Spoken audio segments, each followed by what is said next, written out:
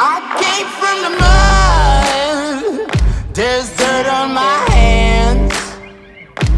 Strong like a tree, there's roots where I stand. Oh, I've been running from the law. Hope they won't shoot me down soon.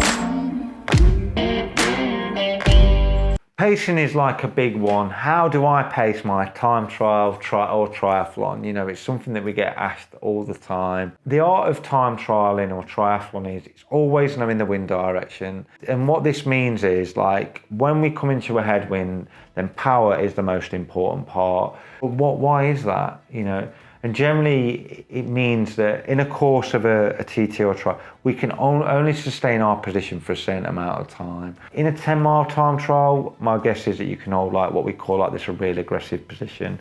But for the majority of people, it's not sustainable. And also we've got like gearing, that's a big factor. You know, there's going to be points in this course that generally speaking that you're going to run out of gears. So when it comes to a headwind, then power is the most important part. We want to hold like what we call, it's not super aggressive, but you definitely know that, you know, like you dropped into the position. And we're trying to generate the most amount of power that we can sustain without overcooking it. If you're going to average like, I don't know, 200 watts, or you've got a heart rate, I don't know, you're working at like 90%, then we don't want to hit that too hard.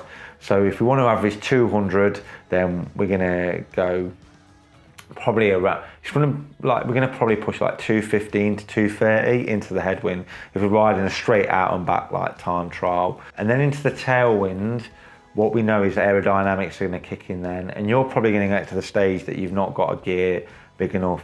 And then what we would do in that situation is, then that's when we hold like this super aggressive position. Or any time that we're going downhill, again, we want to hold what we call like ultra aero. And the idea behind that then is that we can conserve energy. And when we hit the flat, say if we want to average 200 watts, we can save energy and we can then hit like that 200 watt mark. And the biggest factor is, and this is where most triathletes and time trialists go wrong, going too hard up climbs. You know, like we're not doing a road race now. We're doing a time trial where we want to keep that intensity factor as low as we can. So a great time trialist will always get to the crest of the hill and then be able to lay that power back down.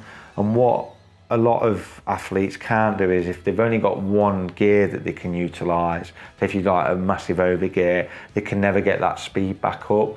But that's how you can transform like your overall time trial time. You can start to bring it down, or your triathlon bike splits. But it's just working out wind direction is your number one. Generally speaking, I would always say that it's only when a crosswind there that even pacing works. Riding at what I first came into the sport, Ironman pace, 70.3 pace, doesn't really exist. Not to get like that ultra performance that that we're trying to get. If I don't have a power meter, then how do I gauge like my performance? Then obviously we've got like feel. Then say like into a headwind, then feel is like, it generally should feel a lot easier. Do you know what I mean? Like it's very easy to go hard at the start. Same with like your heart rate. It's probably going to take like 5 minutes before it starts to elevate. So those two factors are a key one. It should feel easier into a headwind. It should feel easier with heart rate and feel factor at the start of your event. When it comes to like the tailwind, then it's just the same principle. Aero is your best friend. Going downhill, aero is your best friend. You know, like you've really got to be thinking about like just sustaining your best position like on the bike. And again, on the climbs, it's about building the power, or building the speed that you're trying to travel at. So if you're at the bottom, you want to gradually like build it up so you're not elevating heart rate too quickly.